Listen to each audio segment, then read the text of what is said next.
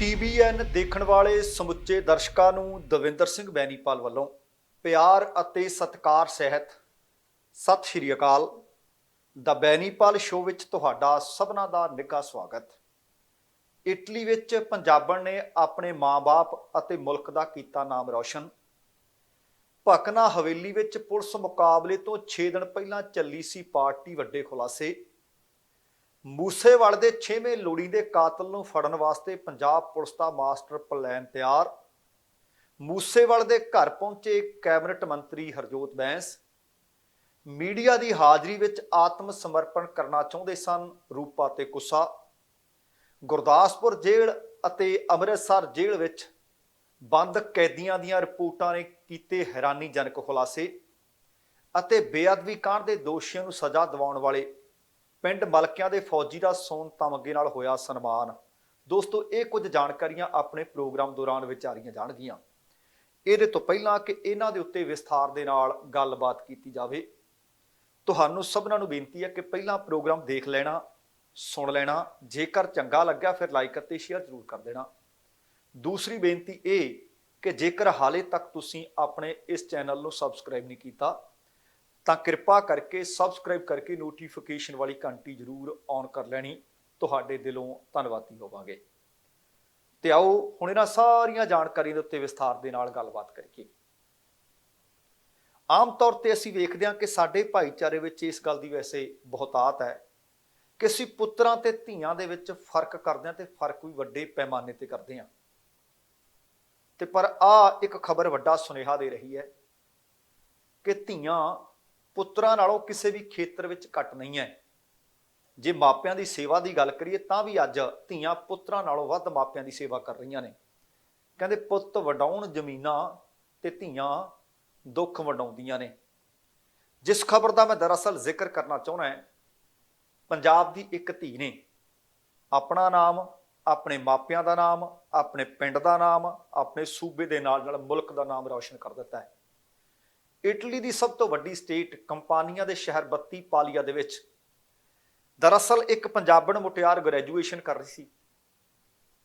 ਹੁਸ਼ਿਆਰਪੁਰ ਤੋਂ ਰੋਡ ਗੜਸ਼ੰਕਰ ਤੇ ਪੈਂਦਾ ਪਿੰਡ ਡਾਂਸੀਵਾਲ ਦੀ ਜੰਪਲ ਸੁਪ੍ਰੀਤ ਕੌਰ ਨੇ 8 ਭਾਸ਼ਾਵਾਂ ਦੇ ਵਿੱਚ ਟੌਪ ਕਰਕੇ ਆਪਣਾ ਮਾਪਿਆਂ ਦਾ ਤੇ ਮੁਲਕ ਦਾ ਨਾਮ ਰੌਸ਼ਨ ਕਰ ਦਿੱਤਾ ਹੈ। ਉਹਨੇ ਅੰਗਰੇਜ਼ੀ 'ਚ, ਸਪੈਨਿਸ਼ 'ਚ, ਫਰੈਂਚ 'ਚ, ਇਟਾਲੀਅਨ ਸਮੇਤ 8 ਭਾਸ਼ਾਵਾਂ ਦੇ ਵਿੱਚ ਟੌਪ ਕਰਕੇ ਮੁਲਕ ਦਾ ਮਾਣ ਵਧਾ ਦਿੱਤਾ ਹੈ। ਇਸ ਕਾਮਯਾਬੀ ਤੇ ਪਲਾ ਖੁਸ਼ ਕੌਣ ਨਹੀਂ ਹੋਏਗਾ। ਖੁਦ ਇਹ ਪੰਜਾਬਣ ਮੁਟਿਆਰ ਸੁਪ੍ਰੀਤ ਕੌਰ ਵੀ, ਉਹਦੇ ਮਾਪੇ ਵੀ। ਜਦੋਂ ਪੁੱਛਿਆ ਗਿਆ ਕਿ ਇਸ ਵਕਤ ਤੁਸੀਂ ਕੀ ਮਹਿਸੂਸ ਕਰਦੇ ਹੋ ਤੇ ਇਹ ਸਾਰਾ ਮੁਕਾਮ ਹਾਸਲ ਕਿਵੇਂ ਕੀਤਾ, ਉਹਨਾਂ ਨੇ ਦੱਸਿਆ ਕਿ ਮੈਨੂੰ ਮੇਰੇ ਮਾਪਿਆਂ ਦੀ ਹੱਲਾਸ਼ੇਰੀ, ਜਿਸ ਦੇ ਕਾਰਨ ਦੂਸਰੇ ਵਿਦਿਆਰਥੀਆਂ ਤੋਂ ਮੈਂ ਵੱਧ ਅੰਕ ਪ੍ਰਾਪਤ ਕਰਕੇ ਅਵਲ ਦਰਜਾ ਪ੍ਰਾਪਤ ਕਰ ਲਿਆ ਤੇ ਆਪਣੇ ਇਸ ਟੀਚੇ ਤੱਕ ਪਹੁੰਚੀ ਹੈ। ਸੁਪ੍ਰੀਤ ਨੇ ਗੱਲਬਾਤ ਕਰਦਿਆਂ ਦੱਸਿਆ ਕਿ ਇਟਲੀ ਦੇ ਵਿੱਚ ਸਥਾਨਕ ਭਾਸ਼ਾਵਾਂ ਨੇ ਜਿਹੜੀਆਂ, ਉਹਨਾਂ ਦੇ ਨਾਲੋਂ ਇਟਾਲੀਅਨ ਨੂੰ ਜ਼ਿਆਦਾ ਤਰਜੀਹ ਦਿੱਤੀ ਜਾਂਦੀ ਹੈ, ਜਿਸ ਦੇ ਕਾਰਨ ਪੜ੍ਹਾਈ ਦੇ ਵਿੱਚ ਜਿਹੜਾ ਸ਼ੁਰੂਆਤੀ ਦੌਰ ਸੀ ਉਹ ਕਹਿੰਦੇ ਕਾਫੀ ਮੁਸ਼ਕਲਾਂ ਵਾਲਾ ਸੀ, ਪਰ ਮੈਂ ਹੌਸਲਾ ਨਹੀਂ ਹਾਰਿਆ। ਪਰ ਇਹ ਇੱਕ ਨਵੀਂ ਉਦਾਹਰਨ ਵੀ ਪੇਸ਼ ਕਰ ਰਿਹਾ ਕਿ ਹੌਸਲਾ ਨਾ ਛੱਡੋ, ਹਿੰਮਤ ਕਰੇ ਮਨੁੱਖ ਜੇ ਛੂਹੇ ਜਾ ਅਸਮਾਨ। ਪਰ ਉਹ ਕਹਿੰਦੇ ਜਦੋਂ ਮੈਂ ਨਤੀਜਾ ਵੇਖਿਆ ਤੇ ਮਾਣ ਮਹਿਸੂਸ ਹੋ ਰਿਹਾ, ਖੁਸ਼ੀ ਮਹਿਸੂਸ ਹੋ ਰਹੀ ਹੈ। ਤੇ ਉਹਨਾਂ ਦੇ ਪਿਤਾ ਜੀ ਨੇ ਵੀ ਆਖਿਆ ਕਿ ਧੀ ਦੀ ਕਾਮਯਾਬੀ ਤੇ ਖੁਸ਼ੀ ਹੈ। ਤੇ ਉਹਨਾਂ ਦਾ ਨਾਮ ਹੈ ਸੁਲਿੰਦਰ ਸਿੰਘ, ਪਿੰਡ ਡਾਂਸੀਵਾਲ। ਸੁਲਿੰਦਰ ਸਿੰਘ ਡਾਂਸੀਵਾਲ ਨੇ ਆਖਿਆ ਕਿ ਜਿਸ ਤਰ੍ਹਾਂ ਮਿਹਨਤ ਕਰਕੇ ਇਟਲੀ 'ਚ ਹਜ਼ਾਰਾਂ ਮਾਵਾਂ ਦੇ ਪੁੱਤਾਂ ਨੇ ਪਿੱਛੇ ਪੰਜਾਬ 'ਚ ਰਹਿੰਦੇ ਆਪਣੇ ਮਾਪਿਆਂ ਦੇ ਘਰਾਂ ਦੀ ਆਰਥਿਕ ਸਥਿਤੀ ਜਿਹੜੀ ਮਾੜੀ ਹੁੰਦੀ ਸੀ ਮਜ਼ਬੂਤ ਕਰ ਦਿੱਤੀ ਹੈ, ਸ਼ਾਇਦ ਉਸੇ ਤਰ੍ਹਾਂ ਪੰਜਾਬੀਆਂ ਦੀ ਦੂਸਰੀ ਪੀੜ੍ਹੀ ਦੇ ਬੱਚੇ ਹੁਣ ਇਸ ਮੁਲਕ ਵਿੱਚ ਉੱਚੇ ਅਹੁਦਿਆਂ ਤੇ ਬਿਰਾਜਮਾਨ ਹੋ ਰਹੇ ਨੇ, ਮੁਲਕ ਦਾ ਮਾਣ ਵਧਾ ਰਹੇ ਨੇ ਤੇ ਸਾਡੀ ਅਗਵਾਈ ਕਰਨਗੇ। ਉਹ ਆਪਣੀ ਧੀ ਦੀ ਇਸ ਪ੍ਰਾਪਤੀ ਤੋਂ ਬਹੁਤ ਜ਼ਿਆਦਾ ਖੁਸ਼ ਨਜ਼ਰ ਆ ਰਹੇ ਸੀ। ਹੁਣ ਇਹ ਖਬਰ ਉਹਨਾਂ ਸਾਰੇ ਮਾਪਿਆਂ ਵਾਸਤੇ ਇੱਕ ਵੱਡਾ ਸੁਨੇਹਾ ਹੈ ਜਿਹੜੇ ਧੀਆਂ ਨੂੰ ਪੈਰ ਪੈਰ ਤੇ ਟੋਕਦੇ ਰਹਿੰਦੇ ਨੇ ਤੇ ਧੀਆਂ ਪੁੱਤਰਾਂ ਦੇ ਵਿੱਚ ਫਰਕ ਕਰਦੇ ਰਹਿੰਦੇ ਹੈ। ਸੋ ਉਹਨਾਂ ਨੂੰ ਖੁੱਲੀ ਪ੍ਰਵਾਸ ਉਹ ਭਰਨੀ ਚਾਹੁੰਦੀਆਂ ਨੇ, ਅਸਮਾਨਤਾ ਦੀ ਉਡਾਨ ਭਰਨ ਦੇ ਵਾਸਤੇ। ਅਗਲੀ ਜਿਹੜੀ ਖਬਰ ਹੈ, ਬੀਤੇ ਬੁੱਧਵਾਰ ਤੋਂ ਲਗਾਤਾਰ ਇਹ ਖਬਰ ਸੁਰਖੀਆਂ 'ਚ ਹੈ ਕਿ ਭਕਨਾ ਪਿੰਡ ਦੇ ਵਿੱਚ ਇੱਕ ਪੁਲਿਸ ਮੁਕਾਬਲਾ ਹੋਇਆ। ਪੁਲਿਸ ਮੁਕਾਬਲੇ ਦੇ ਵਿੱਚ 2 ਗੈਂਗਸਟਰ ਮਾਰੇ ਗਏ ਸੀ, ਰੂਪਾ ਅਤੇ ਮਨੂ ਕੁੱਸਾ। ਹੁਣ ਇਸ ਘਟਨਾਕ੍ਰਮ ਦੇ ਉੱਤੇ ਪੁਲਿਸ ਮੁਕਾਬਲੇ ਦੇ ਉੱਤੇ ਲਗਾਤਾਰ ਜਾਂਚ ਕੀਤੀ ਜਾ ਰਹੀ ਹੈ ਤੇ ਨਿਤ ਪ੍ਰਤੀ ਦਿਨ ਦੀਆਂ ਨਵੀਆਂ ਪਰਤਾਂ ਖੁੱਲ ਰਹੀਆਂ ਨੇ। ਹੁਣ ਜਿਹੜੀ ਤਾਜ਼ਾ ਜਾਣਕਾਰੀ ਨਿਕਲ ਕੇ ਸਾਹਮਣੇ ਆ ਰਹੀ ਹੈ ਕਿ ਪੁਲਿਸ ਮੁਕਾਬਲੇ ਵਾਲੀ ਘਟਨਾ ਤੋਂ ਤਕਰੀਬਨ 6 ਦਿਨ ਪਹਿਲਾਂ, ਜਾਣਕਾਰੀ ਅਨੁਸਾਰ 6 ਦਿਨ ਪਹਿਲਾਂ ਭਕਨਾ ਖੁਰਦ ਦੀ ਇਸ ਸੁੰਨਸਾਨ ਹਵੇਲੀ ਦੇ ਵਿੱਚ ਖਤਰਨਾਕ ਗੈਂਗਸਟਰ ਤੇ ਉਹਨਾਂ ਦੇ ਗੁਰਗਿਆਂ ਨੇ ਇੱਕ ਪਾਰਟੀ ਕੀਤੀ ਸੀ। ਪੁਲਿਸ ਨੂੰ ਮੌਕਾ ਵਾਰਦਾਤ ਤੋਂ ਕੁਝ ਡਿਸਪੋਜ਼ਲ ਬਰਤਨ ਮਿਲੇ ਨੇ, ਇੱਟਾਂ ਦੀ ਬਣੀ ਹੋਈ ਆਰਜ਼ੀ ਭੱਠੀ ਮਿਲੀ ਹੈ, ਕੁਝ ਸਾੜੀਆਂ ਹੋਈਆਂ ਲੱਕੜਾਂ ਮਿਲੀਆਂ ਨੇ। ਪੁਲਿਸ ਨੂੰ ਪਤਾ ਲੱਗਿਆ ਕਿ ਪਾਰਟੀ ਦੇ ਵਿੱਚ ਮਨੀ ਰਈਆ, ਉਹਦੇ ਗੁਰਗੇ ਮਨਦੀਪ ਤੂਫਾਨ, ਹਰਿਆਣਾ ਦਾ ਸ਼ੂਟਰ ਦੀਪਕ ਮੁੰਡੀ, ਮਾਰੇ ਗਏ ਦੋਵੇਂ ਗੈਂਗਸਟਰ ਜਗਰੂਪ ਰੂਪਾ ਅਤੇ ਮਨੂ ਕੁੱਸਾ ਆਪਣੇ ਹੋਰ ਕੁਝ ਸਾਥੀਆਂ ਦੇ ਨਾਲ ਇਸ ਹਵੇਲੀ ਵਿੱਚ ਪਹੁੰਚੇ ਸੀ। ਹੁਣ ਫਿਰ ਵੱਡਾ ਸਵਾਲ ਪੈਦਾ ਹੋ ਗਿਆ ਕਿ ਇਹਦਾ ਮਤਲਬ ਕਿ ਸੱਚਮੁੱਚ ਇਸ ਹਵੇਲੀ ਦੀ ਜਾਂ ਸੁੰਨੀ ਪਈ ਹਵੇਲੀ ਦੀ ਗੈਂਗਸਟਰ ਪਹਿਲਾਂ ਵੀ ਵਰਤੋਂ ਕਰਦੇ ਰਹੇ। ਤੁਹਾਨੂੰ ਯਾਦ ਹੋਣਾ ਬੀਤੇ ਦਿਨੀ ਮੈਂ ਸਵਾਲ ਖੜਾ ਕੀਤਾ ਸੀ ਕਿ ਕਿਵੇਂ ਪਤਾ ਲੱਗ ਗਿਆ ਬਈ ਕਿ ਉੱਥੇ ਇੱਕ ਹਵੇਲੀ ਵੀ ਹੈ, ਉਹ ਹੁੰਦੀ ਵੀ ਸੁੰਨੀ ਹੈ, ਉਹਦਾ ਦਰਵਾਜ਼ਾ ਵੀ ਖੁੱਲ੍ਹਾ ਹੈ, ਪੁਲਿਸ ਪਿੱਛੇ ਪੈ ਗਈ ਤੇ ਆਪਾਂ ਉੱਥੇ ਲੁਕ ਜਾਈਏ। ਹੁਣ ਇਹ ਵੀ ਖਬਰ ਮਿਲ ਰਹੀ ਹੈ ਕਿ ਇੱਥੇ ਪਾਰਟੀ ਤੋਂ ਪਹਿਲਾਂ ਜਿਹੜੀ ਵਿਉਂਤਬੰਦੀ ਕੀਤੀ ਗਈ ਸੀ ਕਿ ਆਪਣੇ ਆਕਾ ਜੱਗੂ ਭਗਵਾਨਪੁਰੀ ਨੂੰ ਭਜਾਉਣਾ, ਆਪਾਂ ਉਹਦੀ ਸਾਜ਼ਿਸ਼ ਘੜੀ ਜਾ ਰਹੀ ਸੀ। ਪੁਲਿਸ ਹੁਣ ਇਸ ਗੱਲ ਦੀ ਜਾਂਚ ਕਰ ਰਹੀ ਹੈ ਕਿ ਇਹਨਾਂ ਮੁਲਜ਼ਮਾਂ ਨੂੰ ਭਕਨਾ ਖੁਰਦ ਦੀ ਸੁੰਨਸਾਨ ਹਵੇਲੀ ਮੁਹੱਈਆ ਕਿਸ ਨੇ ਕਰਵਾਈ, ਇਹਦੀ ਸੂਹ ਕਿਹਨੇ ਦਿੱਤੀ। ਤੇ ਨਾਲ ਖਦਸ਼ਾ ਇਹ ਵੀ ਪ੍ਰਗਟਾਇਆ ਜਾ ਰਿਹਾ ਹੈ ਕਿ ਸ਼ਾਇਦ ਹੋ ਸਕਦਾ ਕਿਸੇ ਪਿੰਡ ਦਾ ਬੰਦਾ, ਕੋਈ ਪਿੰਡ ਦਾ ਵਿਅਕਤੀ ਜਿਸ ਨੂੰ ਇਸ ਹਵੇਲੀ ਦੇ ਬਾਬਤ ਜਾਣਕਾਰੀ ਸੀ ਕਿ ਸੁੰਨੀ ਹੁੰਦੀ ਆ, ਉੱਥੇ ਹੁੰਦਾ ਕੋਈ ਨਹੀਂ, ਉਹ ਜੱਗੂ ਭਗਵਾਨਪੁਰੀ ਦੇ ਸੰਪਰਕ ਵਿੱਚ ਵੀ ਹੋ ਸਕਦਾ ਹੈ ਅਤੇ ਜਿਸ ਦੇ ਇਸ਼ਾਰੇ ਦੇ ਉੱਤੇ ਗੈਂਗਸਟਰਾਂ ਨੇ ਹਵੇਲੀ ਦੇ ਵਿੱਚ ਪਨਾਹ ਲਈ ਤੇ ਇਹਨਾਂ ਦੇ ਸੰਪਰਕ ਵਿੱਚ ਵੀ ਹੋ ਸਕਦਾ ਹੈ। ਪੁਲਿਸ ਨੂੰ ਪਤਾ ਲੱਗਿਆ ਘਟਨਾ ਤੋਂ 6 ਦਿਨ ਪਹਿਲਾਂ ਕਰੋਲਾ ਕਾਰ ਤੇ ਥਾਰ ਨੂੰ ਵੀ ਪਹਿਲਾਂ ਇਸ ਹਵੇਲੀ ਵੱਲ ਜਾਂਦਿਆਂ ਵੇਖਿਆ ਗਿਆ ਸੀ। ਪੁਲਿਸ ਵੱਲੋਂ ਉਹਨਾਂ ਦੋਵਾਂ ਗੱਡੀਆਂ ਨੂੰ ਹੁਣ ਟਰੇਸ ਕਰਨ ਦੀ ਕੋਸ਼ਿਸ਼ ਕੀਤੀ ਜਾ ਰਹੀ ਹੈ। ਐਤਵਾਰ ਦੀ ਸਵੇਰ ਪੁਲਿਸ ਨੂੰ ਇਹ ਸੂਚਨਾ ਮਿਲੀ ਸੀ ਕਿ ਗੈਂਗਸਟਰ ਦੀਪਕ ਮੁੰਡੀ ਅੰਮ੍ਰਿਤਸਰ ਦੇ ਤਰਨਤਾਰਨ ਦੇ ਨਾਲ ਲੱਗਦੇ ਇਲਾਕਿਆਂ ਦੇ ਵਿੱਚ ਕਿਤੇ ਲੁਕਿਆ ਹੋਇਆ ਹੈ। ਇਸ ਤੋਂ ਬਾਅਦ ਦੋਵਾਂ ਜ਼ਿਲ੍ਹਿਆਂ ਦੀ ਪੁਲਿਸ ਨੇ ਕੁਝ ਥਾਵਾਂ ਤੇ ਛਾਪੇਮਾਰੀ ਕੀਤੀ ਪਰ ਉਹਦਾ ਕੋਈ ਸੁਰਾਗ ਮਿਲ ਨਹੀਂ ਸੀ ਸਕਿਆ।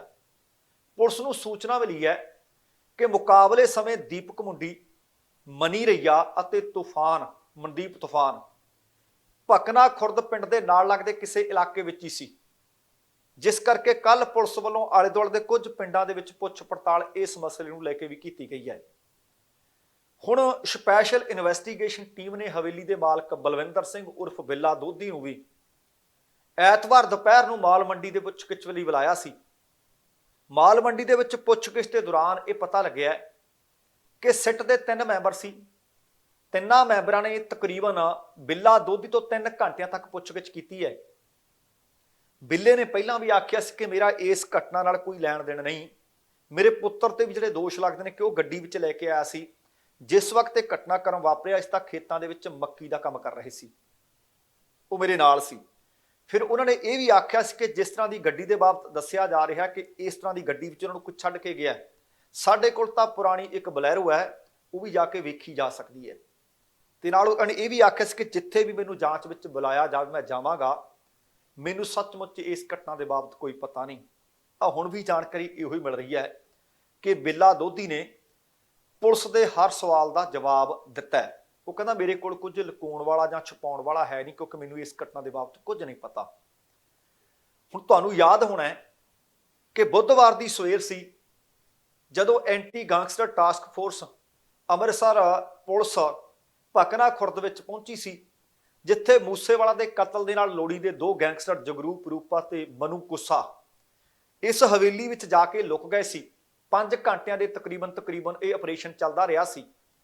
ਦੋਵਾਂ ਪਾਸੇ ਤੋਂ ਸੈਂਕੜੇ ਗੋਲੀਆਂ ਚੱਲੀਆਂ ਸੀ ਤੇ 3 ਪੁਲਿਸ ਮੁਲਾਜ਼ਮ ਜ਼ਖਮੀ ਹੋ ਗਏ ਸੀ ਤੇ ਇੱਕ ਕਿਸੇ ਚੈਨਲ ਦਾ ਕੈਮਰਾਮੈਨ, ਉਹਨੂੰ ਵੀ ਸ਼ਰੇ ਲੱਗੇ ਸਨ ਤੇ ਦੋਵੇਂ ਇਹ ਗੈਂਗਸਟਰ ਅਖੀਰ ਨੂੰ ਹਲਾਕ ਹੋ ਗਏ ਸਨ। ਪੁਲਿਸ ਨੇ ਮੌਕੇ ਤੋਂ ਇੱਕ AK-47, 2 ਪਿਸਤੌਲ ਤੇ 31 ਜਿੰਦਾ ਕਾਰਤੂਸ ਵੀ ਬਰਾਮਦ ਕਰ ਲਏ ਸਨ ਤੇ ਇੱਕ ਟੁੱਟਿਆ ਹੋਇਆ ਮੋਬਾਈਲ ਫੋਨ ਵੀ ਬਰਾਮਦ ਹੋਇਆ ਸੀ। ਹਲੇ ਵੀ ਇਹਦੀ ਜਾਂਚ ਚੱਲ ਰਹੀ ਹੈ, ਤਰ੍ਹਾਂ ਦੀਆਂ ਦੰਤ ਕਥਾਵਾਂ ਵੀ ਨਾਲੋਂ ਨਾਲ ਜਾਰੀ ਨੇ। ਪਰ ਦੂਸਰੇ ਪਾਸੇ ਦੀਪਕ ਮੁੰਡੀ, ਤੁਹਾਨੂੰ ਯਾਦ ਹੈ ਕਿ 2 ਗੈਂਗਸਟਰ ਜਿਨ੍ਹਾਂ ਦਾ ਪੁਲਿਸ ਮੁਕਾਬਲੇ ਵਿੱਚ ਜਿਹੜੇ ਮਾਰ ਦਿੱਤੇ ਗਏ ਹੈ। 3 ਪਹਿਲਾਂ ਗ੍ਰਿਫਤਾਰ ਕੀਤੇ ਜਾ ਚੁੱਕਿਆ, ਕੁੱਲ 6 ਸ਼ਾਰਪ ਸ਼ੂਟਰ ਦੱਸੇ ਜਾਂਦੇ ਸੀ। ਪੰਜਾਂ ਦੇ ਬਾਬਤ ਤਾਂ ਹੁਣ ਤੁਹਾਡੇ ਨਾਲ ਜਾਣਕਾਰੀ ਬੀਤੇ ਦਿਨਾਂ ਤੋਂ ਸਾਂਝੀ ਕਰਦੇ ਆ ਰਹੇ ਹਾਂ ਕਿ 3 ਪੁਲਿਸ ਗ੍ਰਿਫਤ ਵਿੱਚ 2 ਹਲਾਕ ਕਰ ਦਿੱਤੇ ਤੇ ਇੱਕ 6ਵਾਂ ਉਹਨੂੰ ਫੜਨ ਦੇ ਵਾਸਤੇ ਆਪਰੇਸ਼ਨ ਮੁੰਡੀ ਬੀਤੇ ਦਿਨੀ ਪੁਲਿਸ ਨੇ ਦੱਸਿਆ ਸੀ ਕਿ ਤਿਆਰ ਕਰ ਲਿਆ ਗਿਆ ਹੈ। ਇਹਦੇ ਤਹਿਤ ਇਹ ਵੀ ਪਤਾ ਲੱਗਿਆ ਕਿ ਖਾਸ ਟੀਮਾਂ ਬਣਾ ਦਿੱਤੀਆਂ ਗਈਆਂ ਨੇ। ਵਿਸ਼ੇਸ਼ ਟੀਮਾਂ ਪੰਜਾਬ ਸਮੇਤ ਹਿਮਾਚਲ, ਹਰਿਆਣਾ, ਰਾਜਸਥਾਨ, ਦਿੱਲੀ ਅਤੇ ਯੂਪੀ ਵਿੱਚ ਵੀ ਛਾਪੇਮਾਰੀ ਕਰ ਰਹੀਆਂ ਨੇ, ਕਿਉਂਕਿ ਮੂਸੇਵਾਲਾ ਦਾ ਕਤਲ ਕਰਨ ਦੇ ਲਈ ਜਿਹੜੇ ਨਾਮ ਸਾਹਮਣੇ ਆਏ ਸੀ ਉਹਨਾਂ ਵਿੱਚ ਪ੍ਰਿਆਵਰਤ ਫੌਜੀ, ਅੰਕਿਤ ਸ਼ੇਰਸ਼ਾਹ, ਕਸ਼ਿਸ਼ ਉਰਫ ਕੁਲਦੀਪ, ਇਹ ਪੁਲਿਸ ਹਿਰਾਸਤ ਵਿੱਚ ਨੇ। ਰੂਪਾ ਤੇ ਮਨੂ ਕੁੱਸਾ ਪੁਲਿਸ ਮੁਕਾਬਲੇ ਦੌਰਾਨ ਮਾਰੇ ਜਾ ਚੁੱਕੇ ਨੇ ਤੇ ਇਹਨਾਂ ਚੋਂ ਦੀਪਕ ਮੁੰਡੀ ਬਚਦਾ ਹੈ। 2 ਮੋਡਿਊਲ ਸਨ, ਇੱਕ ਕਰੋਲਾ ਤੇ ਇੱਕ ਬਲੈਰੋ। ਇਹ ਬਲੈਰੋ ਮੋਡਿਊਲ ਦਾ ਹਿੱਸਾ ਸੀ ਤੇ ਸ਼ਾਰਪ ਸ਼ੂਟਰ ਦੀਪਕ ਮੁੰਡੀ, ਪ੍ਰਿਆਵਰਤ ਫੌਜੀ, ਕਸ਼ਿਸ਼ ਅਤੇ ਅੰਕਿਤ ਸ਼ੇਰਸ਼ਾਹ ਦੇ ਨਾਲ ਹੀ ਸੀ। ਕਤਲ ਤੋਂ ਬਾਅਦ ਇਹਨਾਂ ਨੇ ਪੰਜਾਬ ਤੋਂ ਭੱਜਦੇ ਭੱਜਦੇ ਹਰਿਆਣਾ ਹੁੰਦੇ ਹੋਏ ਗੁਜਰਾਤ ਤੱਕ ਜਾ ਪਹੁੰਚੇ ਸੀ। ਉੱਥੋਂ ਫੌਜੀ ਅਤੇ ਕਸ਼ਿਸ਼ ਨੂੰ ਛੱਡ ਕੇ ਮੁੰਡੀ ਨੇ ਅੰਕਿਤ ਸ਼ੇਰਸ਼ਾਹ ਦੇ ਨਾਲ ਆਪਣਾ ਟਿਕਾਣਾ ਬਦਲ ਲਿਆ ਸੀ। ਅੰਕਿਤ ਨੂੰ ਬੀਤੇ ਦਿਨੀ ਦਿੱਲੀ ਦੇ ਵਿੱਚੋਂ ਗ੍ਰਿਫਤਾਰ ਕਰ ਲਿਆ ਸੀ ਤੇ ਪਰ ਦੱਸਿਆ ਗਿਆ ਸੀ ਕਿ ਦੀਪਕ ਮੁੰਡੀ ਉਹਨੂੰ ਛੱਡ ਕੇ ਕਿਸੇ ਹੋਰ ਥਾਂ ਤੇ ਚਲਾ ਗਿਆ ਸੀ। ਫਿਲਹਾਲ ਮੁੰਡੀ ਕਤਲ ਦੇ ਮਾਸਟਰਮਾਈਂਡ ਅਤੇ ਸ਼ਾਰਪ ਸ਼ੂਟਰ ਦੇ ਸੰਪਰਕ ਵਿੱਚ ਨਹੀਂ ਦੱਸਿਆ ਜਾ ਰਿਹਾ। ਇਸ ਵਾਸਤੇ ਪੁਲਿਸ ਉਸ ਨੂੰ ਫੜਨ ਦੇ ਵਾਸਤੇ ਵੱਖ-ਵੱਖ ਟੀਮਾਂ ਵਿਸ਼ੇਸ਼ ਰਣਨੀਤੀ ਤਹਿਤ ਕੰਮ ਕਰ ਰਹੀਆਂ ਨੇ। ਮੁੰਡੀ ਦੀ ਭਾਲ ਦੇ ਵਿੱਚ ਪਤਾ ਲੱਗਾ ਕਿ ਕੱਲ 5 ਟੀਮਾਂ ਸੀ ਜਿਨ੍ਹਾਂ ਨੇ ਅੰਮ੍ਰਿਤਸਰ, ਜਿਨ੍ਹਾਂ ਨੇ ਤਰਨਤਾਰਨ ਦੇ ਨਾਲ ਸੰਬੰਧਿਤ ਕਈ ਪਿੰਡਾਂ ਦੇ ਵਿੱਚ ਛਾਪੇਮਾਰੀ ਕੀਤੀ, ਕਿਉਂਕਿ ਪੁਲਿਸ ਨੂੰ ਪੁਖਤਾ ਸੂਹ ਮਿਲੀ ਸੀ ਕਿ ਦੀਪਕ ਮੁੰਡੀ ਕਿਤੇ ਨੇੜੇ ਤੇੜੇ ਲੁਕਿਆ ਹੋਇਆ ਹੈ। ਜਿਸ ਤੋਂ ਬਾਅਦ ਲਗਾਤਾਰ ਤਲਾਸ਼ੀ ਮੁਹਿੰਮ ਵਿੱਢੀ ਹੋਈ ਹੈ। ਪੁਲਿਸ ਸੂਤਰਾਂ ਦੀ ਮੰਨੀਏ ਤਾਂ ਦੀਪਕ ਦੇ ਕੋਲ ਹਥਿਆਰ ਵੀ ਨੇ। ਇਸੇ ਦੌਰਾਨ ਮਾਨਸਾ ਦੇ ਐਸਐਸਪੀ ਗੌਰਵ ਤੂਰਾ ਨੇ ਦੱਸਿਆ ਕਿ ਪੁਲਿਸ ਨੂੰ ਦੀਪਕ ਮੁੰਡੀ ਦੇ ਟਿਕਾਣੇ ਸੰਬੰਧੀ ਅਹਿਮ ਜਾਣਕਾਰੀਆਂ ਮਿਲ ਗਈਆਂ ਨੇ ਅਤੇ ਪੁਲਿਸ ਦੇ ਉਹ ਰਡਾਰ ਤੇ ਹੈ। ਸ਼ਾਇਦ ਤੁਹਾਨੂੰ ਯਾਦ ਹੋਣਾ ਹੈ, ਬੀਤੇ ਦਿਨੀ ਏਡੀਜੀਪੀ ਪ੍ਰਮੋਦ ਬਾਨ ਅਤੇ ਪੰਜਾਬ ਪੁਲਿਸ ਦੇ ਮੁਖੀ ਗੌਰਵ ਯਾਦਵ ਨੇ ਵੀ ਆਖਿਆ ਸੀ ਕਿ ਬਸ ਕੁਝ ਦਿਨ ਦਿਓ, ਅਸੀਂ ਤੁਹਾਨੂੰ ਨਤੀਜਾ ਦਿਆਂਗੇ। ਹੁਣ ਇਧਰਲੇ ਪਾਸੇ ਐਸਐਸਪੀ ਗੌਰਵ ਤੂਰਾ ਵੀ ਆਖ ਰਹੇ ਨੇ ਕਿ ਸਾਡੇ ਕੋਲੇ ਪੁਖਤਾ ਜਾਣਕਾਰੀ ਮਿਲ ਚੁੱਕੀ ਹੈ। ਵੇਖਦੇ ਹਾਂ ਕਿ ਕਦੋਂ ਖਬਰ ਮਿਲਦੀ ਹੈ ਕਿ 6ਵਾਂ ਲੋੜੀਂਦਾ ਕਾਤਲ ਦੀਪਕ ਮੁੰਡੀ ਵੀ ਪੁਲਿਸ ਦੇ ਹੱਥ ਆ ਗਿਆ। ਤੇ ਇੱਕ ਪਾਸੇ ਸਿੱਧੂ ਮੂਸੇਵਾਲੇ ਦਾ ਪਰਿਵਾਰ ਹੈ, ਇੱਕ ਪਾਸੇ ਪੁਲਿਸ ਤੇ ਸਰਕਾਰ ਹੈ। ਲਗਾਤਾਰ ਚਰਚਾ ਦੇ ਵਿੱਚ ਹੈ ਕਿ ਕੀ ਸੱਚਮੁੱਚ ਮੂਸੇਵਾਲੇ ਦੇ ਪਰਿਵਾਰ ਨੂੰ ਇਨਸਾਫ ਮਿਲ ਜਾਏਗਾ। ਤੁਹਾਨੂੰ ਯਾਦ ਹੋਣਾ ਬੀਤੇ ਦਿਨੀ ਪੰਜਾਬ ਦੇ ਡੀਜੀਪੀ ਗੌਰਵ ਯਾਦਵ ਦਰਬਾਰ ਸਾਹਿਬ ਨਤਮਸਤਕ ਹੋਏ ਸੀ ਤੇ ਨਾਲ ਹੀ ਫਿਰ ਉਹ ਸਿੱਧੂ ਮੂਸੇਵਾਲੇ ਦੇ ਘਰ ਗਏ ਸੀ ਅਤੇ ਮਾਪਿਆਂ ਨੂੰ ਆਖਿਆ ਸੀ ਕਿ ਬੇਫਿਕਰ ਰਹੋ, ਤੁਹਾਨੂੰ ਇਨਸਾਫ ਦਿਵਾਵਾਂਗੇ ਅਤੇ ਜਿਹੜੇ ਦੋਸ਼ੀ ਨੇ ਉਹਨਾਂ ਨੂੰ ਕਾਨੂੰਨ ਦੇ ਕਟਹਿਰੇ ਵਿੱਚ ਲਿਜਾ ਕੇ ਖੜੇ ਕਰਾਂਗੇ। ਹੁਣ ਉਸੇ ਤਰ੍ਹਾਂ ਦੀ ਇੱਕ ਖਬਰ ਹੋਰ ਮਿਲੀ ਹੈ। ਪੰਜਾਬ ਦੇ ਕੈਬਨਿਟ ਮੰਤਰੀ ਹਰਜੋਤ ਬੈਂਸ ਮੂਸੇਵਾਲੇ ਦੇ ਘਰ ਜਾ ਪਹੁੰਚੇ। ਮੂਸੇਵਾਲੇ ਦੇ ਮਾਂ-ਬਾਪ ਦੇ ਨਾਲ ਦੁੱਖ ਦਾ ਪ੍ਰਗਟਾਵਾ ਕੀਤਾ ਅਤੇ ਉਹਨਾਂ ਨੇ ਇਹ ਵੀ ਆਖਿਆ ਕਿ ਪੰਜਾਬ ਸਰਕਾਰ ਲਗਾਤਾਰ ਐਕਸ਼ਨ ਲੈ ਰਹੀ ਹੈ, ਪੰਜਾਬ ਪੁਲਿਸ ਵੱਲੋਂ ਸਖਤ ਤੇ ਪੁਖਤਾ ਕਾਰਵਾਈ ਕੀਤੀ ਜਾ ਰਹੀ ਹੈ। ਉਹ ਸਾਰੀ ਜਾਣਕਾਰੀ ਸਿੱਧੂ ਮੂਸੇਵਾਲੇ ਦੇ ਮਾਂ-ਬਾਪ ਨਾਲ ਹਰਜੋਤ ਬੈਂਸ ਹੋਰਾਂ ਨੇ ਸਾਂਝੀ ਕੀਤੀ। ਇਸੇ ਦੌਰਾਨ ਉਹਨਾਂ ਕਾਤਲਾਂ ਦੇ ਖਿਲਾਫ ਹੋਰ ਸਖਤ ਤੋਂ ਸਖਤ ਕਾਰਵਾਈ ਦਾ ਭਰੋਸਾ ਵੀ ਦਿੱਤਾ। ਉਹਨਾਂ ਦੱਸਿਆ ਕਿ ਅਸੀਂ 0% ਟੋਲਰੈਂਸ ਦਾ ਐਲਾਨ ਕਰ ਦਿੱਤਾ ਹੈ। ਪੰਜਾਬ ਦੇ ਮੁੱਖ ਮੰਤਰੀ ਭਗਵੰਤ ਮਾਨ ਅਤੇ ਪੰਜਾਬ ਦੇ ਡੀਜੀਪੀ ਨੇ ਆਲਰੇਡੀ ਆਖ ਦਿੱਤਾ ਹੈ ਕਿ ਜਾਂ ਤਾਂ ਜਿੰਨੇ ਵੀ ਗੈਂਗਸਟਰ ਨੇ ਉਹ ਮੁੱਖ ਧਾਰਾ ਵਿੱਚ ਆ ਜਾਣ, ਉਹਨਾਂ ਨੂੰ ਮੌਕਾ ਦਿੱਤਾ ਜਾਏਗਾ ਤੇ ਜਾਂ ਫਿਰ ਉਹ ਅਗਲੀ ਕਾਰਵਾਈ ਵਾਸਤੇ ਤਿਆਰ ਰਹਿਣ। ਤੁਹਾਨੂੰ ਯਾਦ ਹੈ ਆਪਾਂ ਜ਼ਿਕਰ ਹੀ ਕਰ ਰਹੇ ਸੀ ਕਿ ਰੂਪਾ ਤੇ ਮਨੂ ਕੁੱਸਾ ਦਾ ਬੀਤੇ ਦਿਨੀ ਪੁਲਿਸ ਮੁਕਾਬਲਾ ਹੋ ਗਿਆ ਸੀ। ਇਸੇ ਦੌਰਾਨ ਸਿੱਧੂ ਮੂਸੇਵਾਲੇ ਦੇ ਪਿਤਾ ਬਲਕੌਰ ਸਿੰਘ ਸਿੱਧੂ ਨੇ ਦੱਸਿਆ ਸੀ ਕਿ ਉਹਨਾਂ ਦੇ ਪਰਿਵਾਰ ਨੂੰ, ਉਹਨਾਂ ਨੂੰ ਪਾਕਿਸਤਾਨ ਤੋਂ ਵੱਖ-ਵੱਖ ਨੰਬਰਾਂ ਦੇ ਰਾਹੀਂ ਧਮਕੀਆਂ ਭਰੇ ਫੋਨ ਆ ਰਹੇ ਨੇ, ਇੰਸਟਾ ਦੇ ਉੱਤੇ ਮੈਸੇਜ ਆ ਰਹੇ ਨੇ। ਇਹਨਾਂ ਫੋਨ ਕਾਲ ਦੇ ਵਿੱਚ ਉਹਨਾਂ ਨੂੰ ਜਾਨੋਂ ਮਾਰਨ ਦੀਆਂ ਧਮਕੀਆਂ ਦਿੱਤੀਆਂ ਜਾ ਰਹੀਆਂ ਨੇ। ਮੈਸੇਜ ਇਸ ਤਰ੍ਹਾਂ ਦੇ ਕੀਤੇ ਜਾ ਰਹੇ ਨੇ ਕਿ ਅਗਲਾ ਨੰਬਰ ਤੁਹਾਡਾ। ਇਸੇ ਦੌਰਾਨ ਉਹਨਾਂ ਨੇ ਆਖਿਆ ਸੀ ਕਿ ਜਿੰਨੀ ਦੇਰ ਤੱਕ ਉਹਨਾਂ ਦੇ ਪੁੱਤਰ ਦੇ ਕਾਤਲ ਫੜੇ ਨਹੀਂ ਜਾਂਦੇ, ਜਿੰਨੀ ਦੇਰ ਤੱਕ ਉਹਨਾਂ ਨੂੰ ਸਖਤ ਤੋਂ ਸਖਤ ਸਜ਼ਾਵਾਂ ਨਹੀਂ ਹੋ ਜਾਂਦੀਆਂ, ਉਨੀ ਦੇਰ ਤੱਕ ਉਹ ਟਿਕ ਕੇ ਨਹੀਂ ਬੈਠਣਗੇ। ਉਹਦੇ ਵਾਸਤੇ ਭਾਵੇਂ ਉਹਨਾਂ ਨੂੰ ਕੁਝ ਵੀ ਕਿਉਂ ਨਾ ਕਰਨਾ ਪਵੇ। ਦੱਸਣਾ ਬਣਦਾ ਕਿ ਸਿੱਧੂ ਮੂਸੇਵਾਲੇ ਦਾ ਕਤਲ ਜਿਸ ਦਿਨ ਪਿੰਡ ਜਵਾਹਰਕੇ 'ਚ ਹੋਇਆ ਸੀ, ਉਹਦੇ ਮੁੱਖ ਗਵਾਹ ਅਤੇ FIR ਵੀ ਸਿੱਧੂ ਮੂਸੇਵਾਲੇ ਦੇ ਪਿਤਾ ਵੱਲੋਂ ਹੀ ਕਰਵਾਈ ਗਈ ਹੈ। ਹੁਣ ਇਹ ਇੱਕ ਵੱਖਰਾ ਸਵਾਲ ਹੈ, ਵੱਖਰਾ ਵਿਸ਼ਾ ਕਿ ਕੀ ਸੱਚਮੁੱਚ ਉਸ ਵਕੂਹੇ ਤੇ ਉਹ ਸ਼ਾਮਲ ਸਨ ਜਾਂ ਸੱਚਮੁੱਚ ਨੇ ਸਾਰਾ ਕੁਝ ਅੱਖੀਂ ਵੇਖਿਆ, ਅੱਖੀਂ ਘਟਿਆ। ਪਰ ਉਹਨਾਂ ਨੇ ਆਪ ਜਾ ਕੇ FIR ਦਰਜ ਕਰਵਾਈ ਸੀ, ਕਿਉਂਕਿ ਕਈ ਵਾਰੀ ਲੋਕ FIR ਕਰਵਾ ਲੈਂਦੇ ਹੈ, ਬਾਅਦ ਦੇ ਵਿੱਚ ਗਵਾਹੀਆਂ ਤੋਂ ਮੁੱਕਰ ਜਾਂਦੇ ਹੈ। ਬੀਤੇ ਦਿਨ ਹੀ ਮਨੂ ਅਤੇ ਰੂਪੇ ਦਾ ਜਿਸ ਦਿਨ ਮੁਕਾਬਲਾ ਹੋਇਆ ਸੀ, ਜਿਸ ਦਿਨ ਸ਼ਨਾਖਤ ਕਰਨ ਵਾਸਤੇ ਪਹੁੰਚੇ ਸੀ, ਉਹਨਾਂ ਨੇ ਆਖਿਆ ਸੀ ਕਿ ਅੱਜ ਅੰਸ਼ਕ ਤੌਰ ਤੇ ਤਾਂ ਤਸੱਲੀ ਹੋਈ ਹੈ, ਪਰ ਓਨੀ ਦੇਰ ਤੱਕ ਸ਼ਾਂਤੀ ਨਹੀਂ ਮਿਲਣੀ ਜਿੰਨੀ ਦੇਰ ਤੱਕ ਸਾਰੇ ਦੇ ਸਾਰੇ ਮੇਰੇ ਪੁੱਤਰ ਦੇ ਕਾਤਲ ਕਾਨੂੰਨ ਦੇ ਸ਼ਿਕੰਜੇ ਵਿੱਚ ਆ ਨਹੀਂ ਜਾਂਦੇ ਅਤੇ ਸਖਤ ਤੋਂ ਸਖਤ ਸਜ਼ਾਵਾਂ ਉਹਨਾਂ ਨੂੰ ਮਿਲ ਨਹੀਂ ਜਾਂਦੀਆਂ। ਹੁਣ ਭਕਨਾ ਪਿੰਡ ਦੇ ਵਿੱਚ ਹੋਇਆ ਪੁਲਿਸ ਮੁਕਾਬਲਾ ਚਰਚਾ 'ਚ ਹੈ। ਜਿਸ ਤਰ੍ਹਾਂ ਆਪਾਂ ਵਾਰ-ਵਾਰ ਜ਼ਿਕਰ ਕਰ ਰਹੇ ਹਾਂ ਕਿ ਰੂਪਾ ਤੇ ਮਨੂ ਕੁੱਸਾ ਦੋਵੇਂ ਉਸ ਪੁਲਿਸ ਮੁਕਾਬਲੇ ਵਿੱਚ ਮਾਰ ਦਿੱਤੇ ਗਏ ਸੀ, ਪਰ ਹੁਣ ਇਹਦੀ ਇੱਕ ਹੋਰ ਜਾਣਕਾਰੀ ਵੀ ਸਾਹਮਣੇ ਆ ਰਹੀ ਹੈ ਕਿ ਪੁਲਿਸ ਮੁਕਾਬਲੇ ਵਿੱਚ ਮਾਰੇ ਜਾਣ ਤੋਂ ਪਹਿਲਾਂ ਪੁਲਿਸ ਨੇ ਆਖਿਆ ਸੀ ਕਿ ਆਤਮ ਸਮਰਪਣ ਕਰ ਦਿਓ, ਆਤਮ ਸਮਰਪਣ ਕਰ ਦਿਓ, ਸਰੈਂਡਰ ਕਰ ਦਿਓ। ਖਬਰ ਹੈ ਕਿ ਉਹ ਆਤਮ ਸਮਰਪਣ ਕਰਨਾ ਵੀ ਚਾਹੁੰਦੀ ਸੀ, ਜਿਸ ਕਰਕੇ ਪੁਲਿਸ ਨੇ ਗੋਲੀ ਚਲਾਉਣੀ ਵੀ ਬੰਦ ਕਰ ਦਿੱਤੀ ਸੀ ਔਰ ਅੰਦਰੋਂ ਹਵੇਲੀ ਦੇ ਵਿੱਚੋਂ ਗੋਲੀ ਚੱਲਣੀ ਵੀ ਬੰਦ ਹੋ ਗਈ ਸੀ। ਪੁਲਿਸ ਅਧਿਕਾਰੀਆਂ ਨਾਲ ਗੱਲਬਾਤ ਹੋਈ ਅਤੇ ਉਹਨਾਂ ਨੇ ਕਿਹਾ ਕਿ ਪਹਿਲਾਂ ਮੀਡੀਆ ਨੂੰ ਫੋਨ ਕਰੋ, ਮੀਡੀਆ ਸੱਦੋ ਅਤੇ ਦੋਵੇਂ ਅਸੀਂ ਮੀਡੀਆ ਦੀ ਮੌਜੂਦਗੀ ਦੇ ਵਿੱਚ ਆਤਮ ਸਮਰਪਣ ਕਰਨਾ ਚਾਹੁੰਦੇ ਹਾਂ। ਤੇ ਦੂਸਰੇ ਪਾਸੇ ਕੱਲ ਗੋਲਡੀ ਬਰਾੜ ਨੇ ਵੀ ਫੇਸਬੁੱਕ ਦੇ ਉੱਤੇ ਇੱਕ ਪੋਸਟ ਪਾਈ ਸੀ, ਉਹਦੇ ਵਿੱਚ ਉਸਨੇ ਵੀ ਇਹੀ ਦਾਅਵਾ ਕੀਤਾ ਕਿ ਮੈਂ ਦੋਵਾਂ ਨੂੰ ਆਖਿਆ ਸੀ ਕਿ ਆਤਮ ਸਮਰਪਣ ਕਰ ਦਿਓ। ਰੂਪਾ ਤੇ ਮਨੂ ਨੇ ਆਖਿਆ ਸੀ ਕਿ ਹਾਂ, ਪਰ ਪਤਾ ਨਹੀਂ ਬਾਅਦ ਦੇ ਵਿੱਚ ਕਿਉਂ ਮਨ ਬਦਲ ਲਿਆ ਤੇ ਉਹਨਾਂ ਨੇ ਆਖ ਦਿੱਤਾ ਸੀ ਕਿ ਅਸੀਂ ਆਖਰੀ ਪਰਫਾਰਮੈਂਸ ਤੁਹਾਨੂੰ ਦਿਖਾਉਣਾ ਚਾਹੁੰਦੇ ਹਾਂ। ਗੋਲਡੀ ਬਰਾੜ ਦੀ ਉਸ ਪੋਸਟ ਦੇ ਮੁਤਾਬਕ ਆਖਰੀ ਪ੍ਰਦਰਸ਼ਨ ਦਿਖਾਉਣ ਤੋਂ ਬਾਅਦ ਹੀ ਉਹ ਅਗਲਾ ਕੰਮ ਕਰਨਗੇ। ਸਿੱਟ ਦੇ ਅਧਿਕਾਰੀਆਂ ਨੇ ਇਸ ਗੱਲ ਦਾ ਖੁਲਾਸਾ ਕੀਤਾ ਹੈ, ਦੱਸਿਆ ਹੈ ਕਿ ਮੁਕਾਬਲਾ ਸ਼ੁਰੂ ਹੋਣ ਤੋਂ ਕੁਝ ਦੇਰ ਬਾਅਦ ਗੋਲੀਬਾਰੀ ਕਰਨ ਵਾਲੇ ਰੂਪਾ ਤੇ ਮਨੂ ਕੁੱਸਾ ਨੇ ਅਧਿਕਾਰੀਆਂ ਦੇ ਨਾਲ ਉਚੇਚੇ ਤੌਰ ਤੇ ਗੱਲਬਾਤ ਕੀਤੀ ਸੀ। ਉਹਨਾਂ ਨੇ ਕਿਹਾ ਸੀ ਕਿ ਉਹ ਆਤਮ ਸਮਰਪਣ ਕਰਨਾ ਚਾਹੁੰਦੇ ਨੇ।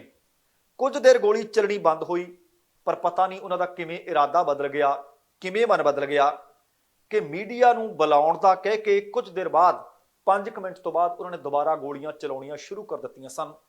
ਅਚਾਨਕ ਉਹਨਾਂ ਦਾ ਮਨ ਬਦਲ ਗਿਆ ਸੀ ਤੇ ਆਖਰਕਾਰ ਦੋਵੇਂ ਸ਼ੂਟਰ ਪੁਲਿਸ ਮੁਕਾਬਲੇ ਵਿੱਚ ਹਲਾਕ ਹੋ ਗਏ ਸਨ। ਬੀਤੇ ਦਿਨੀ ਉਹਨਾਂ ਦਾ ਪੋਸਟਮਾਰਟਮ ਕਰਨ ਤੋਂ ਬਾਅਦ ਉਹ ਦੋਵਾਂ ਦੇ ਆਪੋ ਆਪਣੇ ਪਿੰਡ ਵਿੱਚ ਉਹਨਾਂ ਦਾ ਸੰਸਕਾਰ ਕਰ ਦਿੱਤਾ ਗਿਆ ਸੀ। ਆਹ ਜਿਹੜੀ ਖਬਰ ਹੈ ਸੱਚਮੁੱਚ ਬਹੁਤ ਮਹੱਤਵਪੂਰਨ ਖਬਰ ਹੈ।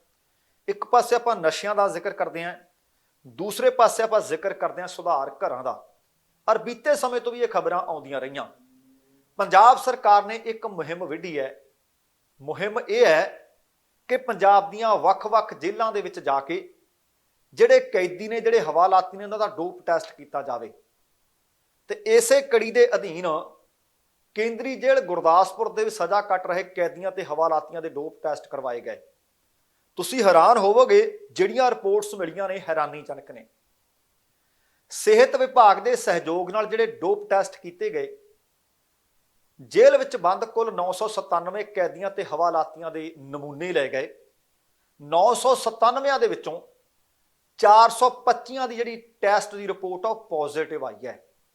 ਤਕਰੀਬਨ ਅੰਕੜਾ 45% ਬਣਦਾ ਹੈ।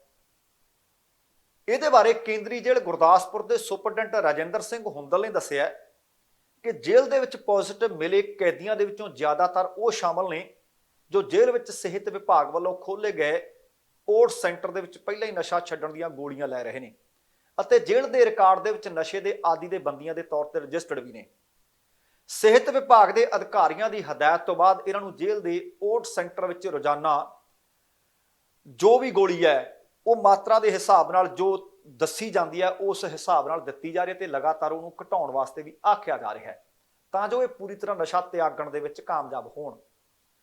ਗੁਰਦਾਸਪੁਰ ਦੇ ਨਾਲ ਨਾਲ ਕੇਂਦਰੀ ਜੇਲ੍ਹ ਅੰਮ੍ਰਿਤਸਰ ਦੇ ਵਿੱਚ ਵੀ ਸਿਹਤ ਵਿਭਾਗ ਦੇ ਵੱਲੋਂ ਡੋਪ ਟੈਸਟ ਕਰਵਾਏ ਗਏ ਹੈ। ਤਕਰੀਬਨ 4000 ਕੈਦੀ ਨੇ।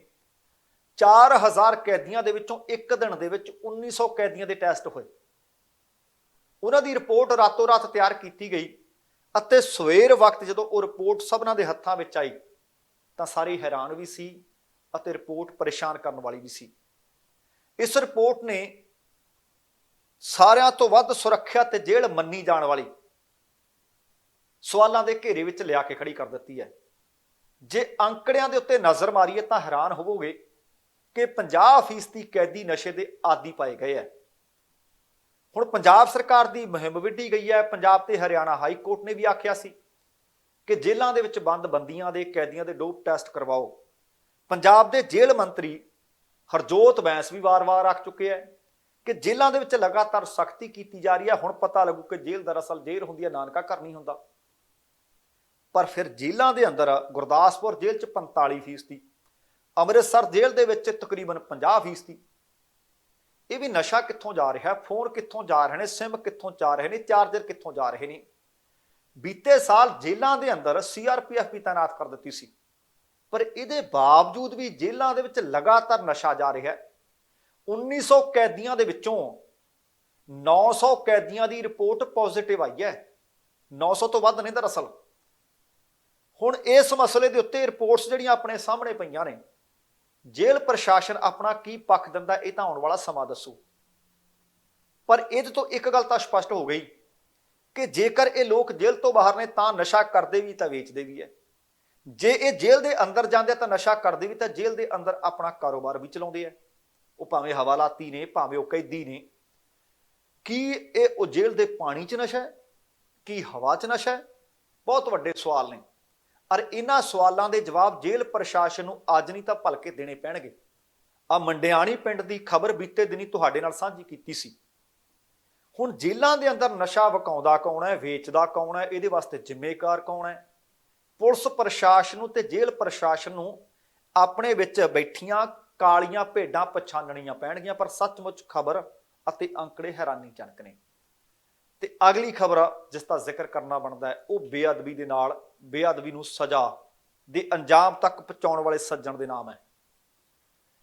ਸ਼੍ਰੀ ਗੁਰੂ ਗ੍ਰੰਥ ਸਾਹਿਬ ਜੀ ਦੀ ਬੇਅਦਬੀ ਦੇ ਮਾਮਲੇ ਦੇ ਵਿੱਚ ਡਟ ਕੇ ਆਵਾਜ਼ ਬੁਲੰਦ ਕੀਤੀ, ਦੋਸ਼ੀਆਂ ਨੂੰ ਸਜ਼ਾਵਾਂ ਤੱਕ ਪਹੁੰਚਾ ਦਿੱਤਾ। ਤੇ ਉਹਨਾਂ ਦਾ ਨਾਮ ਹੈ, ਅਸਲ ਦੇ ਵਿੱਚ ਗੁਰਸੇਵਕ, ਸੱਚਾ ਗੁਰਾਂ ਦਾ ਸੇਵਕ ਬਣ ਕੇ ਉਹਨੇ ਉਹ ਕੰਮ ਕਰ ਦਿੱਤਾ ਜਿਹੜੇ ਬਹੁਤ ਵੱਡੇ ਵੱਡੇ ਜਥੇਦਾਰ ਜਾਂ ਬਹੁਤ ਵੱਡੀਆਂ ਵੱਡੀਆਂ ਸੋ ਕਾਲਡ ਜਥੇਬੰਦੀਆਂ ਨਹੀਂ ਕਰ ਸਕੀਆਂ। ਪਿੰਡ ਮਲਕਿਆਂ ਦਾ ਰਿਟਾਇਰਡ ਫੌਜੀ, ਜਿਸ ਨੂੰ ਪਿੰਡ 'ਚ ਸੇਵਕ ਕਹਿੰਦੇ ਆ ਤੇ ਪੂਰਾ ਨਾਮ ਗੁਰਸੇਵਕ ਹੈ। ਜਿਸ ਦਿਨ ਇਹ ਖਬਰ ਆਈ ਸੀ ਮੈਂ ਉਸ ਦਿਨ ਵੀ ਤੁਹਾਡੇ ਨਾਲ ਖੁਲਾਸਾ ਕੀਤਾ, ਦਰਅਸਲ ਸੱਚੇ ਸੇਵਕ ਵਾਲਾ ਕੰਮ ਕੀਤਾ ਰਿਟਾਇਰਡ ਫੌਜੀ ਗੁਰਸੇਵਕ ਸਿੰਘ ਹੋਰਾਂ ਨੇ। ਉਹਨਾਂ ਦੀ ਇਸ ਸ਼ਾਨਦਾਰ ਪ੍ਰਾਪਤੀ ਦੇ ਕਾਰਨ ਤਖ਼ਤ ਸ੍ਰੀ ਦਮਦਮਾ ਸਾਹਿਬ ਦੇ ਵਿੱਚ ਸੰਗਤਾਂ ਦੇ ਸਹਿਯੋਗ ਦੇ ਨਾਲ ਦਰਬਾਰੇ ਖਾਲਸਾ ਦੇ ਵੱਲੋਂ ਸੋਨੇ ਦੇ ਤਮਗੇ ਨਾਲ ਉਹਨਾਂ ਨੂੰ ਸਨਮਾਨਿਤ ਕੀਤਾ ਗਿਆ। ਵਿਸ਼ੇਸ਼ ਤੌਰ ਤੇ ਪੰਥ ਪ੍ਰਸਿੱਧ ਕਥਾਵਾਚਕ ਭਾਈ ਹਰਜਿੰਦਰ ਸਿੰਘ ਮਾਝੀ, ਮੁੱਖ ਸੇਵਾਦਾਰ ਦਰਬਾਰੇ ਖਾਲਸਾ ਅਤੇ ਭਾਈ ਹਰਜੀਤ ਸਿੰਘ ਟਪਾਲੀ ਮੌਜੂਦ ਰਹੇ। ਮਾਝੀ ਸਾਹਿਬ ਨੇ ਕਿਹਾ ਕਿ 4 ਨਵੰਬਰ 2015 ਨੂੰ ਪਿੰਡ ਮਲਕੇ ਦੇ ਵਿੱਚ ਸਵੇਰ ਸਮੇਂ ਪਾਵਨ ਪੋਥੀਆਂ ਦੀ ਬੇਅਦਬੀ ਹੋਈ। ਉਸ ਸਮੇਂ ਗੁਰਸੇਵਕ ਸਿੰਘ ਨੇ ਮੁੱਖ ਗਵਾਹ ਬਣ ਕੇ ਦੋਸ਼ੀਆਂ ਨੂੰ ਸਜ਼ਾ ਤੱਕ ਪਹੁੰਚਾਇਆ, ਜਿਸ ਕਰਕੇ ਦਮਦਮਾ ਸਾਹਿਬ ਦੇ ਵਿੱਚ ਉਹਨਾਂ ਦਾ 골ਡ ਮੈਡਲ ਦੇ ਨਾਲ ਸਨਮਾਨ ਕੀਤਾ ਜਾ ਰਿਹਾ ਹੈ। ਜਦੋਂ ਕਿ ਗੁਰਸੇਵਕ ਸਿੰਘ ਫੌਜੀ ਨੇ ਸਨਮਾਨ ਲਈ ਸੰਗਤਾਂ ਤੇ ਦਰਬਾਰੇ ਖਾਲਸਾ ਦਾ ਧੰਨਵਾਦ ਕੀਤਾ। ਦੱਸਣਾ ਬਣਦਾ ਕਿ ਮੋਗਾ ਦੀ ਮਾਨਯੋਗ ਅਦਾਲਤ ਨੇ ਇਸ ਮਸਲੇ ਦੇ ਵਿੱਚ ਕੁਝ ਕੁ ਦਿਨ ਪਹਿਲਾਂ ਸਜ਼ਾ ਸੁਣਾਈ ਸੀ। ਔਰ ਤੁਸੀਂ ਇਹ ਦੇਖੋ, ਦੋਸ਼ੀ ਡੇਰਾ ਪ੍ਰੇਮੀ ਗਰਦਾਨੇ ਗਏ, ਸਜ਼ਾ ਸੁਣਾ ਦਿੱਤੀ ਗਈ ਸੀ, 3 ਸਾਲ ਦੀ ਸਜ਼ਾ ਹੋ ਗਈ ਸੀ। ਸੇਵਕ ਸਿੰਘ ਫੌਜੀ ਨੇ ਦੱਸਿਆ ਸੀ ਕਿ ਦੋਸ਼ੀਆਂ ਦੇ ਵਿੱਚੋਂ ਇੱਕ ਵਿਅਕਤੀ ਦੇ ਪਰਿਵਾਰ ਨੇ ਉਹਨਾਂ ਨੂੰ 2 ਲੱਖ ਰੁਪਏ ਦੇਣ ਦੀ ਪੇਸ਼ਕਸ਼ ਕੀਤੀ। ਹੁਣ ਤੁਸੀਂ ਦੇਖੋ ਕਿ ਮੇਰੇ ਤੇ ਸ਼ੱਕ ਨਾ ਹੋ ਜੇ, 2 ਲੱਖ ਰੁਪਈਆ ਉਹਨਾਂ ਨੇ ਲਿਆ ਪਰ ਚੈੱਕ ਦੇ ਰਾਹੀਂ। ਔਰ ਉਹਨਾਂ ਨੂੰ ਲੱਗਿਆ ਕਿ ਹੁਣ ਫੌਜੀ ਘਰ ਬਹਿ ਜਾਊਗਾ, ਗਵਾਹੀ ਦੇਊ ਨੂੰ ਤੇ ਆਪਾਂ ਬਚ ਜਾਵਾਂਗੇ। ਪਰ ਮਾਨਯੋਗ ਅਦਾਲਤ ਦੇ ਵਿੱਚ ਹਿੱਕ ਥਾਪੜ ਕੇ ਆਖਿਆ ਕਿ ਜੱਜ ਸਾਹਿਬ, ਇਹ ਬੰਦੇ ਸੱਚਮੁੱਚ ਦੋਸ਼ੀ ਨੇ। ਇਹਨਾਂ ਨੇ ਮੈਨੂੰ ਗਵਾਹੀ ਮੁਕਰਾਉਣ ਦੇ ਵਾਸਤੇ ਕਿ ਮੈਂ ਮੁੱਕਰ ਜਾਵਾਂ ਪੈਸਿਆਂ ਦਾ ਲਾਲਚ ਦਿੱਤਾ। ਜੱਜ ਸਾਹਿਬ ਕਹਿੰਦੇ ਅਦਾਲਤ ਹੈ ਨਾ ਜਿਹੜੀ, ਉਹ ਸਬੂਤਾਂ ਨੂੰ ਮੰਨਦੀ ਹੈ, ਗੱਲਾਂ ਦਾ ਕੜਾ ਨਹੀਂ ਇੱਥੇ ਚੱਲਣਾ। ਇੱਥੇ ਜਜ਼ਬਾਤਾਂ ਦੇ ਤੌਰ ਤੇ ਫੈਸਲੇ ਨਹੀਂ ਸੁਣਾਏ ਜਾਂਦੇ। ਸੇਵਕ ਸਿੰਘ ਫੌਜੀ ਹੋਰਾਂ ਨੇ ਉਹ 2 ਲੱਖ ਰੁਪਏ ਦਾ ਚੈੱਕ ਜਿਹੜਾ ਦਿੱਤਾ ਸੀ, ਮਾਨਯੋਗ ਅਦਾਲਤ ਦੇ ਸਾਹਮਣੇ ਸਬੂਤ ਦੇ ਵਜੋਂ ਪੇਸ਼ ਕਰ ਦਿੱਤਾ ਕਿ ਆਹ ਦੇਖੋ, ਮੇਰੀ ਨੀਅਤ ਖੋਟੀ ਨਹੀਂ ਸੀ, ਪਰ ਮੈਂ ਅਦਾਲਤ ਦੇ ਸਾਹਮਣੇ ਸਬੂਤ ਰੱਖਣਾ ਚਾਹੁੰਦਾ ਸੀ। ਇਹਨਾਂ ਦੀ ਗਵਾਹੀ ਦੇ ਕਾਰਨ ਆਖਰ ਤੱਕ ਦੋਸ਼ੀਆਂ ਨੂੰ ਸਜ਼ਾਵਾਂ ਮਿਲੀਆਂ। ਮੈਂ ਉਸ ਦਿਨ ਵੀ ਆਖਿਆ ਸੀ ਕਿ ਜੇਕਰ ਕਿਸੇ ਨੇ ਸਨਮਾਨ ਕਰਨਾ ਤਾਂ ਇਹਨਾਂ ਦਾ ਕਰੋ। ਆ ਚੰਗੀ ਗੱਲ ਹੋਈ ਹੈ ਕਿ ਕੌਮ ਉਹਨਾਂ ਦੀ ਬਾਹ ਫੜ ਰਹੀ ਹੈ। ਸੋ ਦੋਸਤੋ, ਇਹ ਸੀ ਕੁੱਲ ਮਿਲਾ ਕੇ ਆਪਣਾ ਅੱਜ ਦਾ ਪ੍ਰੋਗਰਾਮ। ਉਮੀਦ ਕਰ ਰਹੇ ਹਾਂ ਤੁਹਾਨੂੰ ਚੰਗਾ ਲੱਗਿਆ ਹੋਵੇਗਾ। ਜੇਕਰ ਪ੍ਰੋਗਰਾਮ ਚੰਗਾ ਲੱਗਿਆ ਤਾਂ ਕਿਰਪਾ ਕਰਕੇ ਲਾਈਕ ਅਤੇ ਸ਼ੇਅਰ ਜ਼ਰੂਰ ਕਰ ਦੇਣਾ। ਜੇਕਰ ਹਾਲੇ ਤੱਕ ਤੁਸੀਂ ਆਪਣੇ ਇਸ ਚੈਨਲ ਨੂੰ ਸਬਸਕ੍ਰਾਈਬ ਨਹੀਂ ਕੀਤਾ ਤਾਂ ਕਿਰਪਾ ਕਰਕੇ ਸਬਸਕ੍ਰਾਈਬ ਕਰਕੇ ਨੋਟੀਫਿਕੇਸ਼ਨ ਵਾਲੀ ਘੰਟੀ ਜ਼ਰੂਰ ਔਨ ਕਰ ਲੈਣੀ। ਤੁਹਾਡੇ ਦਿਲੋਂ ਧੰਨਵਾਦੀ ਹੋਵਾਂਗੇ। ਸਮਾਂ ਸਮਾਪਤ ਹੈ। ਜਾਣ ਤੋਂ ਪਹਿਲਾਂ ਕਹਾਂਗਾ, ਜ਼ਿੰਦਗੀ ਜਿੰਦਾਦਲੀ ਦਾ ਨਾਮ ਹੈ। ਦਵਿੰਦਰ ਸਿੰਘ ਬੈਣੀਪਾਲ ਨੂੰ ਆਗਿਆ ਦਿਓ। ਸਤਿ ਸ਼੍ਰੀ ਅਕਾਲ ਤੇ ਰੱਬ ਰਾਖਾ।